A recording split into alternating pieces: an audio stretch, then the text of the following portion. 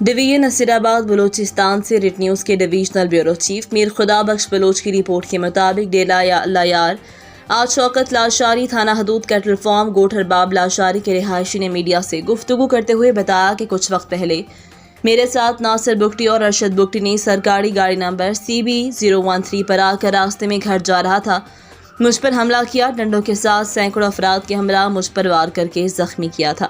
कुछ इलाके के लोग दरमियान में आए और थाना हदूद कैटल फार्म पुलिस थाना SHO आकर हमें यकीन दहानी करवाए कि इंशाल्लाह आप लोगों के साथ इंसाफ होगा, लेकिन आज तक हमारे कोई भी मसला हल ना हुआ। मजीद मीडिया को बताया कि हमें मजीद नासिर बुगटी धमकी दे रहे हैं और हम गरीब हैं। गवर्नमेंट बलूचिस्तान से मदद की अपील करते हैं।